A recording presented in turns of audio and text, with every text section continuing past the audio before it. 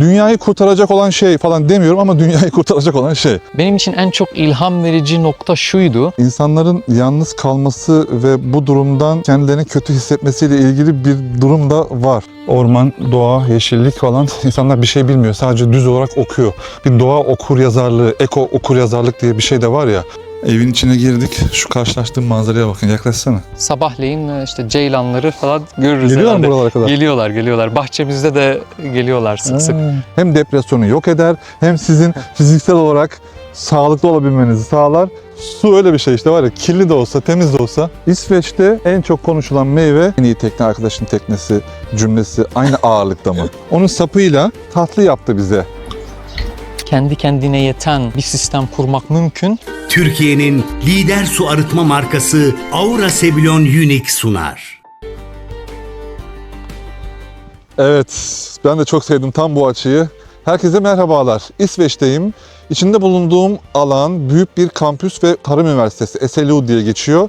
Arkamda yapay bir göl görüyorsunuz ve biraz sonra karşıya geçeceğim. Orayı merak ettim. Suyun beslendiği yeri görmek istedim. Şimdi bu video niye var? İsveç'te çektiğim 5-6 tane videodan bir tanesi bu. Sürekli arayışta olduğumuz konu var ya, permakültür nedir? Sürekli derinliklerini öğrenmeye çalışıyoruz ve onlarca çiftlik çektim. Bu bilinçle hazırlanmış Türkiye'de. Bir Antakyalı izleyicimiz burada, dil bilimcisi, eğitmen kendisi. Burada 9 yıldır yaşıyor ve bizi davet etti buraya. İlgilenebileceğimi söyledi. Ben tabii ki dedim. Yani kesinlikle gelmem lazım oraya. Ve bu gece burada kalacağız. Bir de permakültür bahçesi var. Onu da görmeye gideceğiz. Bu felsefe sadece doğanın içinde yaşayan ve bahçeli bir evi olan insanların yaşadığı veya sadece onların bilmesi gereken bir durum değil. Hayatımızda uyguladığımızda paylaşımımızın arttığı, diğer yaşayan canlılara saygımızın arttığı bir konu, bir felsefe aslına bakarsanız. Yani permakültür şu. Şöyle bir şey falan. Böyle bir durum değil. Yani elle tutulur bir durum değil. Tamamen bir yaşam felsefesi ve bunu hem doğaya hem hayatımıza uyguladığımızda önemli kazanımlarımız oluyor. Uppsala Tarım Üniversitesi'nden herkese merhabalar. Videomuz başlıyor. Aura Sebilon su arıtma cihazının destekleriyle İsveç'in Uppsala şehrinde SLU Üniversitesi'ndeyiz. Şuraya göstereyim, gel.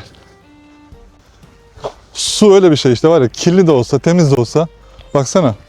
Gel, buradan daha rahat gözükecek. Bir tarım üniversitesinin içinde geziyoruz şu anda. Burası bir kampüs ve çok büyük bir alana kurulmuş. Arka tarafı da orman ama o orman uzun zamandır yaşıyor. Burası boşluk. Orman şu sağ tarafta. Burası boşluk olduğu için buraya yapılar yapılmış. 1971'de yapılmış bu kampüs. Tam ortada bir tane yapay göl var. Tabii sulardan besleniyor, dereden besleniyor. İşte şuradan. Her tarafı göl demiştik ya, önceki videolarda da söylemiştim.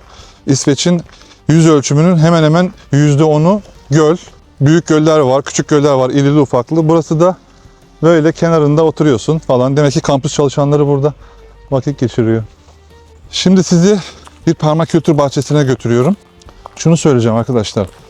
Birçok video çektim permakültürle ilgili. Birçok yaşam hikayesi çektim. Çiftliği olan birçok insan çektim. Yurt dışında bilgilenerek, bilinçlenerek bu konuyu ülkemize getiren ve bilinçli bir şekilde tarım yapan. Dolayısıyla her yaş grubundan hemen hemen 20-65 yaş arası izleyicim var. Kim ne kadar alır, ne yapmak istiyor bundan sonraki hayatında. Dolayısıyla bu anlamda izlediği videolar, televizyonda açtığı ekran, dinlediği kişiler, peşinden gittiği konular var. Onlardan bir tanesi de bu konu. Neden bu permakültür konusunun üzerinde çok fazla duruyorum? Dünyayı kurtaracak olan şey falan demiyorum ama dünyayı kurtaracak olan şey. Ama ben bu şekilde gezmiyorum. Böyle bir gaz vermiyorum kendime. Bu konunun üzerinde gezmek istiyorum. Dünyada neresi olursa olsun. Şu anda da İsveç'teyiz ve bu kampüste bir permakültür bahçesi çalışması yapmışlar.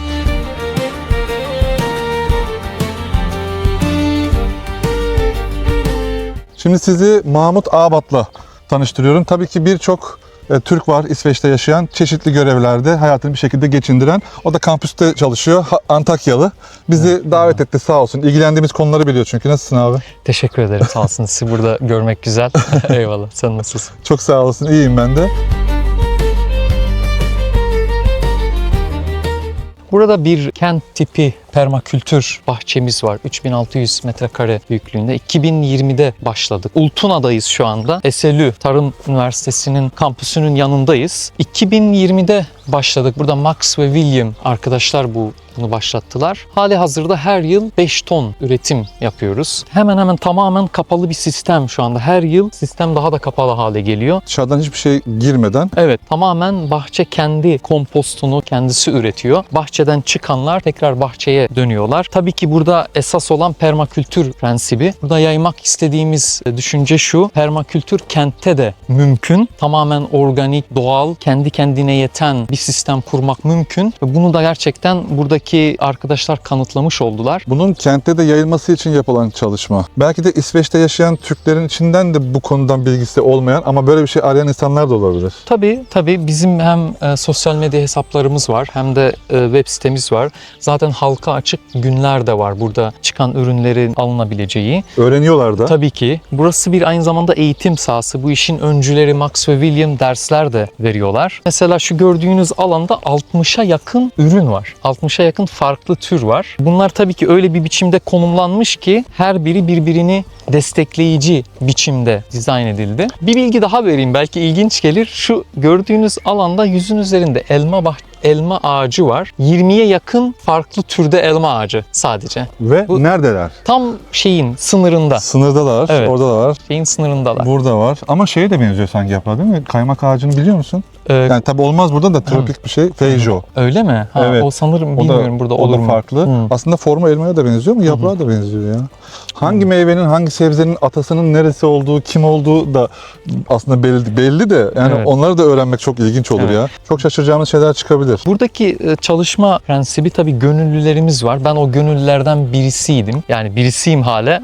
İlk yılda daha fazla katkı sunma imkanımız oldu. Halka açık günler oluyor. İnsanlar çocuklarıyla geliyor, sevdikleriyle geliyorlar ve burada birkaç saatlik gönüllü olarak çalışabiliyorlar. Aynı zamanda görsel olarak öğreniyorlar. Tabii görsel olarak öğreniyorlar. Mesela şunların gördüğünüz şu yataklar diyelim, tam hepsi patates için. İşte her yıl birkaç ton patates hasat ediliyor burada. Bunlar buradan çıkanlar, pırasalar falan da var orada. Tabii. Aynı zamanda üniversitede kullanılıyor. Burada kullanılıyor değil mi? Karamacık gütmeyen Hı hı. bir kuruluş tamamen. Burada çıkanlar tekrar buranın masrafına aslında gitmiş oluyor. Öyle söyleyelim. Bu topluluk destekli tarım modeline benzer bir şey uygulanıyor. Hani insanlar burada üye oluyorlar. Belli aylık bir ödeme karşılığı her hafta buradan çıkacak ürünlerden bir kase, bir bohça diyelim Alıyorlar. alıyorlar ve kullanabiliyorlar. Tamamen organik. Hem de Ha. çalışmış oluyorlar, vakit geçirmiş oluyorlar. Tam bu esnada izniniz olursa Tabii. bir şey söylemek istiyorum. Topluluk destekli tarım dedi. Yani beraber birkaç kişinin bir araya gelmesiyle oluşan durumlar. Yani şöyle bir alan aslına bakarsanız 75 dönüm falan olmasına gerek yok. Belki bir arkadaşınızın tanıdığının birinin boş arazisi vardır. Toprak duruyordur öyle. Onun hareketlenmeye ihtiyacı vardır. Böyle bir fikir var yani. Beraber bir araya gelip bir şeyler oluşturabilirsiniz. Hani köy kurmalardan falan bahsediyoruz ya, hatta İsveç'e geldiğimde de çekmiştim böyle bir video. Hani onun farklı bir felsefesi. Böyle bir alan illa yapı olmasına gerek yok. Bu da bir permakültür bahçesi. Şimdi buraya kadar gelmişken Türkiye'den farklı olarak ne öğrenebiliriz gibi bir zihniyetim de var doğal olarak. Şimdi şu alanı görüyorlar arkadaşlarım. Yani bir eğitimin birinci dersi gibi bir şey. Birinci dakikası gibi bir şey. Şu alan niye var? Yani sadece burası düzgün bir peyzaj şeklinde gözüksün diye mi var? Bir anlamı var mı? Onu söyleyebilir misin? Belki bilmeyen insanlar vardır. Evet. Öğrensinler. Çok önemli bir nokta gerçekten Murat. Şöyle, şu gördüğünüz tabii burası bir talaş. Hem burada bir yürüme sahası. Değil mi? Burayı bahçede rahatlıkla sebze yataklar arasında dolaşabilirsiniz. Hem de burayı nemi koruma şeyi var. Bizim istemediğimiz ya da burada istemediğimiz diğer canlılar otları da bastırma durumu var. Bunun tabii ki altında biliyorsunuz aslında müthiş büyük bir ekosistem var. Toprağın kendi ekosistemi. Bunu da güneş ışınlarından en sağlıklı, en efektif biçimde koruyan da bu talaş. Bak bunu tanıdım hemen işte. Bir yerde öğrendiğim bilgi başka bir yerde işine yarıyor. Hemen karşına çıkıyor ve tanıyorsun. Ama müthiş bir şey. Ve bunu da İsveç'te öğrendim. Şuraya yaklaşır mısın? Rabarb. Evet. Şöyle bir şey. Bunu birkaç tane söktük. Dün onun sapıyla, tabii şurası yenmiyor, tatlı yaptı bize. Tatlısı iyi oluyormuş. Belki de şunu söylemek gerekiyor. Ya ben dil bilimciyim bu arada. Bu benim hobim. Bir nevi iş çıkışı, hafta sonları arkadaşlarla, dostlarla ilgilendiğim konular arasında birlikte bir şeyler keyif amaçlı üretmeye çalışıyoruz. Ama galiba benim için en çok ilham verici nokta şuydu. İsveç'te bakarsanız aslında çok sınırlı, yani Yapılacak şeyler mi? değil mi? Şimdi mevsim bakımından Türkiye'ye Evet, kıyasla ya da evet. Türkiye'nin güneyine kıyasla. Ama şu gördüğünüz küçük alandan hiçbir zehir, yani toprağını, suyunu, canlıları zehirlemeyen, hiçbir pestisit kullanmadan kendi kendine yeten bir bahçe üretiliyor ve gerçekten ilham verici olsa gerek. Ve bu İsveç'te yapılıyor. İsveç soğuğunda. Mesela Göteborg için aynı şey söylenir mi? Hani biraz daha sıcak. Permakültür aslında dünyanın her yerinde uygulanabilecek bir model. Şey diyorum, vakit geçirme ve yalnız kalma anlamında veya yapılacak şeyler anlamında. Bir haftadır buradayım ama insanların yalnız kalması ve bu durumdan kendilerini kötü hissetmesiyle ilgili bir durum da var. Kışın biraz daha belki depresif moda yakın oluyor insanlar. Yazın bambaşka bir şey var. Bambaşka bir hava var. Başka bir Ortam var değil mi? evet. Nasıl geçiriyorsun vakit mesela? Bunun dışında başka ne yapıyorsun mesela Ya arkadaşlarınla? ben bu aralar biraz kanoya başladım. Aktif bir orman grubumuz var. Buradaki yaşlı ormanları koruma ve bu konuda farkındalık geliştirme üzerine kurulu bir grup. Onda işte biyolog, orman uzmanı arkadaşlarla hem güzel zaman geçiriyoruz ormanda hem de orman ekosistemleri hakkında bir şeyler öğreniyoruz. Arada işte teknemiz var dostların. Onlarla gidip buradaki yakın adaları görüyoruz. O tabir burada da geçerli mi? Aynı ağırlıkta mı? Yani en iyi tekne arkadaşın teknesi cümlesi aynı ağırlıkta mı? Yoksa tekneler ucuz diye biliyorum. Öyle bir Ya şey yok değil tekneler mi? gerçekten kolay ulaşılabilir Hı-hı. burada ama onun bakımı gerçekten uğraştırıyor. Bir de zaten burada sınırlı, yani birkaç ay var kullanabileceğiniz. Peki yakınlarda bir kanoyu görebileceğimiz bir göl falan var mı? Tabii bugün zamanınız yeterse sizi oraya götürmek istiyorum. Firozon'u görmüş oluruz. Oradan bir Ekon Gölü'ne merhaba deriz. Firuzon gölün ismi mi? Firozon bizim buradan geçen nehir. Antakya'daki Asi'yi andırır bana hep. Güzel bir yer, onu görmenizi Kano yapar isterim. mıyız? Yaparız. Tamam. Güzel. Orada Güzel da bir şeyde Yani senin aktivitene biz de girmiş olacağız yani. hoş gelirsiniz. Tamam, tamam. Şu arada 2 tane sorum var. Birincisi, maydanoza çok benzetilen bir bitki var. İsmi aklıma gelmedi. Lütfen bilen söylesin. Karıştırılıyor. Diğeri sıkıntılı. Yemek doğru değil. Şunu görünce aklıma geldi ama bu o değil sanırım. Çünkü bu burada. Evet. Bunu siz mi ektiniz? Bu neydi? Bu burada ekilen bir şey. Bu ne ya? Bir nevi ben bilmiyorum gerçekten. Bunun meyveleri var. Bir dakika. Meyveleri var. Bektaşi üzümüymüş bu. Çok küçük olduğu için anlamadık. Bak abi bir şey öğrendik ya. Şimdi ikinci sorum da şu. Bu çok klasik olarak, klişe olarak balkonumuzda bir tane saksıya koyduğumuz birkaç tane bitki fotoğrafı değil. Burası neden var? Mantığını anlatabilir misin? Tabii bu burada farklı fideleme işlemleri yapılıyor. Ekim sahasına alınıyor hazır olunduktan sonra. Evet, yeterli kadar büyüdükten sonra toprakla ben artık buluşmak istiyorum diye bas bas bağırıyor aslında. Oradan sonra da oraya gidiyor. Evet, şurada çileklerimiz var. Mesela soğanlarımız var. Tohumla ilgili bizim ülkemizdeki gibi atalık tohum biriktirme süreci veya o durum, o çalışma, o çabanın karşılığı burada ne? Böyle bir durum var mı? Tohum koruma, biriktirme, yayma. Tabii ki var. Tabii ki var. Bu hem bölgesel düzeyde hem ulusal düzeyde mutlaka organik sertifikalı, hiçbir işlemden geçmemiş tohumlar kullanılıyor. Burada bir de bir aspekt daha var. Bir başka nokta daha var. Sulama meselesi. Evet. Sulama da gerçekten, yani İsveç'in biliyorsunuz hiçbir problemi yok. Herhalde dünyada su sıkıntısı çekecek son ülke. Yani Buna rağmen bir prensip olarak, permakültür Yine dedik de- olarak yine de yani ne ihtiyacı varsa minimum düzeyde kaybı verecek şekilde şey yapılıyor. yeteri kadar değil mi? Yeteri ne kadar. az ne çok. Evet. Lagon mu diyordunuz ona? Lagom, evet. Onu bizim işin kararı bizdeki Kararı. Türkçeyle herhalde. Aslında insan yaşamında da bir lagom düşüncesi. Yeteri kadar. Yani ne abartı var, ne az var. Onu sağlamanın bir yolu da sebzelerin ve meyve ağaçlarının etrafına saman, balya vesaire serpmek. O en yaygın kullanılan biçimlerden biri. Biz de bunu yapmaya çalışıyoruz. İsveç'te en çok konuşulan meyve elma. Elma. Evet. Dolayısıyla sirke kültürü oluştu mu? Elma sirkesi. Elma sirkesi Değil mi? kültürü var. Elma ile yapılabilecek aklınıza ne varsa Tatlısından yemeğine kadar. tatlısından yemeğine kadar evet var. Reçeli de Ya bir Amasya elmasıyla İsveç elması yediğinde senin gözlerin kapalı bir şekilde anlar mısın? kesinlikle Anlarsın değil kokudan mi? ve tattan Aa. anlaşılıyor. Bir de şurada herhalde burada iklimin de uygunluğu öyle. Özellikle halka açık yerlerde, yani parklarda vesaire yerlerde olan elmanın tamamı organik. Hiçbir biçimde bir zehir, pestisit kullanılmıyor.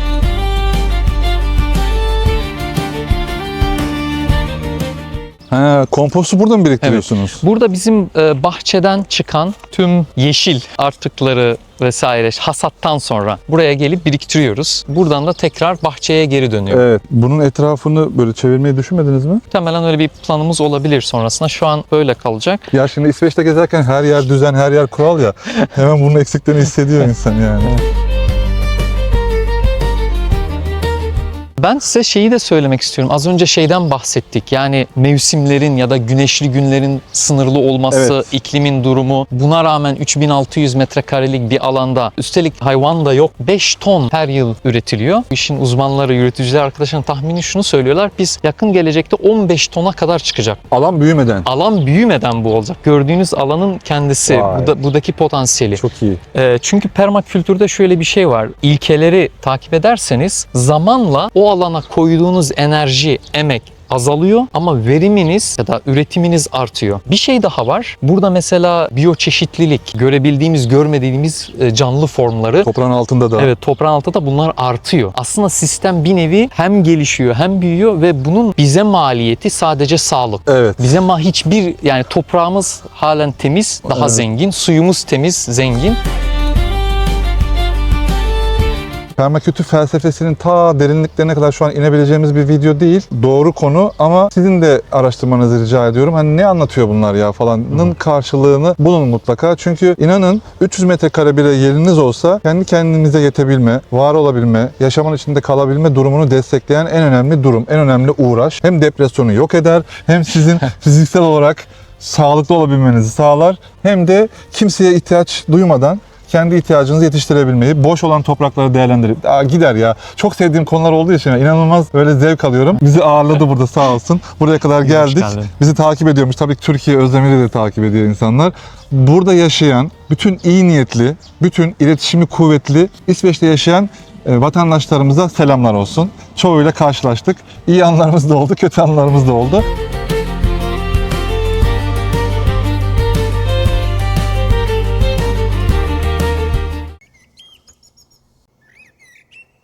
Ben buraya geldiğimde o Akdeniz'de toprakla kurulan o özel ilişkiyi sürekli bana anlatır oldu. Yani ben İsveçli dostlarımdan onların hikayeni dinledikçe dedem de öyle derdi, ninem de öyle derdi, biz de öyle yapardık falan derken çok ilginç hikayeler oldu. Bir baktım doğa okuryazarlığı workshopları veriyorum. Ama o hakikaten şu benim çok ilgimi çekti. Yani İsveç belki de hani dünyada diyelim konfor standartı bakımından herhalde en rahat ülkelerden biri. Bu sınıftan gelen bir kişi neden kent hayatının, o oturmuş rahat kent hayatını bırakıp daha kırsala yerleşsin ve orada hani hiç ihtiyacı yok ki. Hiçbir özel olarak bir yerden kaçmıyor. Bir şey tercihen bunu yapıyor. Sen bizim çok fazla videomuzu izlediğini şöyle anlıyorum. Buradaki yeşil dalga olayı değil mi? Yani Tabii. insanlar şehri terk ediyorlar. Mesela diyor ki bir dakika başka bir şey yapacağım ben ya. Şu an diyor değil mi? Böyle yani. Evet. Tamamen keyfinin kahyası öyle istiyor. Bizim yeşil dalga dediğimiz zannediyorum 60'lardan itibaren ama daha çok 70'lerde aşağı yukarı o döneme denk geliyor. Bir de burada şöyle bir şey de var. Burada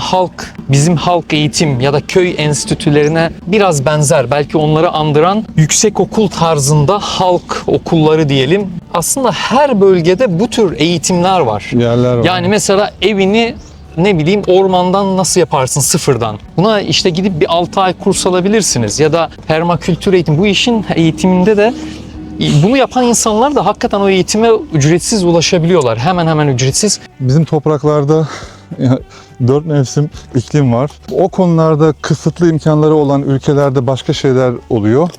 Dilerim bizim ülkemizde de olsun. Şu kaldığımız evi gösterelim.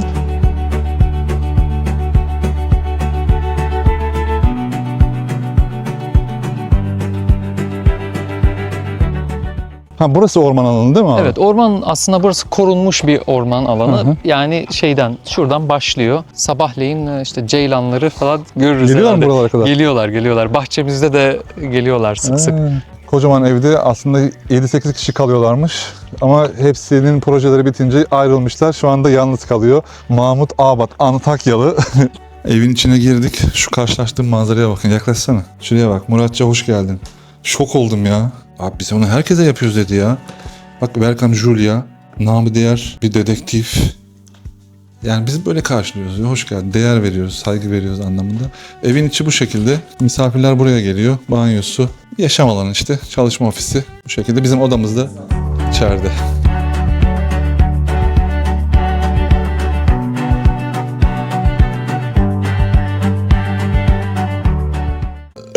Şimdi her akşam burada yazın kano yaparmış veya işte koşarmış vesaire, yani bir hareket yapmak istermiş. Şimdi de mesai saati bitti. Dedik kanoya gidemiyoruz çünkü klasik İsveç, yani bir yağmur yağıyor, bir güneş açıyor, bir şey, o iptal olunca videonun içinde dedik ya gideriz falan diyor, gölü görürüz falan diye. Dedi ya Murat bir koşalım bari dedi ya, bir 20-25 dakika koşalım mı dedi. İyi dedim hadi koşalım abi, ben de giydim elbiselerimi. Koşuya çıktık şimdi.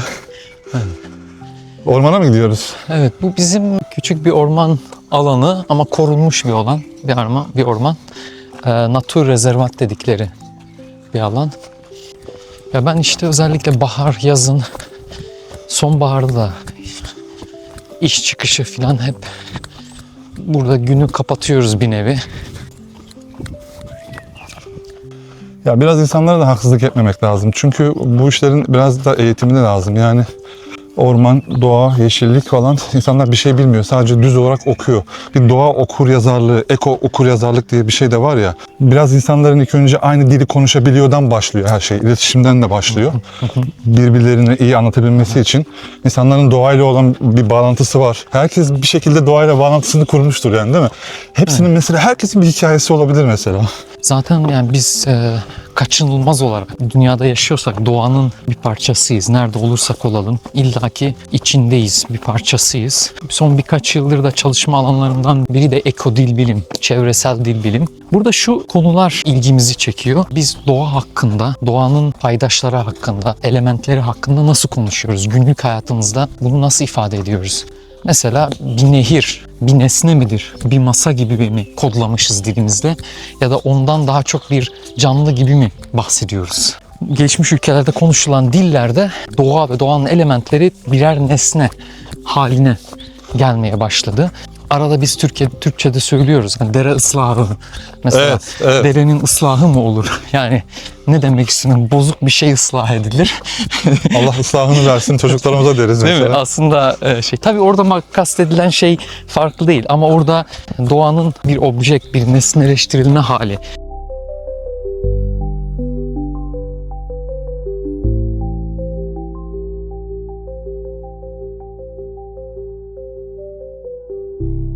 Nasıl kod edilmiş, nasıl referans gösteriliyor? Yani bir ağaç bir nesne gibi mi görülüyor? Bir ağaç eşittir bir masa mıdır, bir taş mıdır? Yoksa onun belli bir kutsal ya da duygusal, manevi bir değer yükleniyor mu? Veya doğadaki hareketinden, mesela şu an senin arkanda bulunan ağacın bu şekilde düşmesinden herkes aynı şeyi mi anlıyor? Bilgimiz hangi ölçüde biz doğayı okuyabiliyoruz? Bulunduğumuz çevreyi, kuşları tanıyabiliyor muyuz? Yaşadığımız çevrenin ekosistemini tanıyor muyuz? Ve bu bizim dilimize nasıl yansıyor? Şimdi yeryüzünde bizim bildiğimiz 7000'e yakın dil var. Bunların sanırım 60'ı 70'i dünyanın biyoçeşitlilik bakımından en zengin bölgelerinde konuşuluyor. Yani biyoçeşitlilikle dilsel kültürel çeşitlilik arasında bir ilişki var. Ve bu doğrudan çok ilginç bir ilişki. Ya mesela bir Antakyalı kırsalda yaşayan, bir zeytin bahçesi olan birisi zeytin ağacını nasıl ifade eder? Şimdi oraya baktığınız zaman aslında şunu görüyorsun. Buradaki insanlar, topluluklar, kültürler doğayla bağı sadece insan odaklı bir bakış açısı değil. Anlıyorum şimdi. Orada duygusal bir bağ kurulmuş. Bazı yerlerde kutsallık bile yüklenmiş. Çevreye, doğaya yüklenen insan hayatıyla birleştirilmiş ağır yükler var mesela. Onunla birleştiriyor. Duyunca kişi zarar vermiyor. Korumacı bir tavır oluşuyor gibi bir durumdan bahsediyorsun, değil mi? Kesinlikle. Mesela annem zeytin ağacının altından zeytinleri toplarken şunu kullanır. Biz işte siyah zeytini, attunu annesinin altından topladık. Yani bir ağacın altından meyve toplamayı sadece anne kelimesini kullanarak ifade edebiliyorsun. Çünkü anne kutsal, değerli. Evet, değerli. Onu bir anneyi bir zeytin ağacını, başka meyve ağaçları için de öyle kullanılıyor. Portakal ağaçları için de bu var. Dilinde bunu kullanan birisinin doğayla kurduğu bağ, bir ağaca baktığı zaman hissettiği şey, yaşadığı deneyim. Yani bizim için bu önemli. Bütün hayatı boyunca o ağacı görmemiş belki, tanımamış, altında belki hiçbir zaman geçirmemiş. Sadece onun ürettiği ürünü plastik bir poşet içerisinde marketten almış birisine aynı bağ, aynı hazzı olmaz. Dolayısıyla onun konuştuğu dilde ister Arapça olsun, ister Türkçe olsun o kelime de kaybolacak. Yani o anne demeyecek ona. Anne dediği için de, onunla bağlantı kurduğu için de koruyor. Evet. Onun için bir ayrı bir anlamı var. Şurada biz gerçekten bir harika bir doğa parçasının içindeyiz. Kendimi huzurlu hissediyorum, mutlu hissediyorum. Araştırma alanına da bir şekilde ilişkilendirmek bana hep heyecan verdi gerçekten. Özellikle bence bu konu Akdeniz kültürleri için önem arz ediyor. Umarım önümüzdeki 10-20 yılda çalışmalar artacak ve insanlar atalarından, ninelerinden, babalarından onlar öyle derlerdi, şunu şöyle ifade ederlerdi, ilham almak için. Elbette biz geçmişi ya da belli bir dilsel kullanımı romantize etmiyoruz. Evet. Burada romantize etmek değil. Ama şunu biliyoruz mesela. Diyelim İngilizce'de, Almanca'da, kent versiyonunda ya da standart kullanımlarda birçok doğaya dair birçok kelime kayboldu. Sözlükten bile çıkardılar. Bir kitap çıktı, The Lost Words, kaybolan kelimeler diye. Buna Cambridge'in sanırım çalışmasında tekrar ekolojiyi, ekolojik zenginliği, biyoçeşitliliği hatırlatarak geri getirmek, belki hikayelerle, çeşitli sanatsal aktivitelerle önemli olacak diye düşünüyorum. Çorbada bir tuzumuz olursa ne mutlu.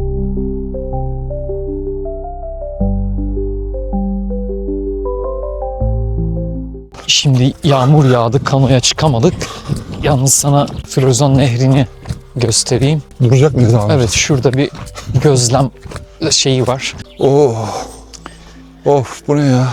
Oy oy oy oy. Biz kanoyu burada mı yapacaktık? Evet.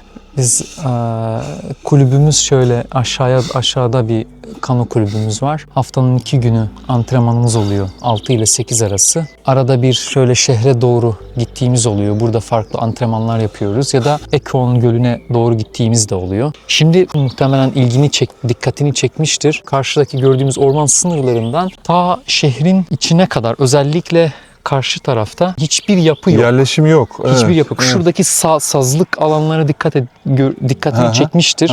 Burası bazı yerlerde 100 metreye kadar ulaştığı oluyor. Bunlar sulak alanlar. Ciddi bir yağmur yağması halinde. Seli önlemek amaçlı. Doğal aslında oluşan bir şey. Buralar tamamen korunmuş. Hiçbir yapıya, hiçbir şeye izin verilmiyor. Olası aşırı yağmurda herhangi bir şeyde hem şehri koruyor hem buradaki komşu köyleri koruyor. Aynen öyle. Bak orada hayvanlar falan da otluyor. Çok küçük gözüküyor ama ya bazı şeyleri konuşmak için çok fazla konuşmaya gerek yok yani. İnsanın içinde hem hüzün oluyor hem de böyle güzel görüntüleri görünce sevinç oluyor. Çok şey anlatıyor durumlar.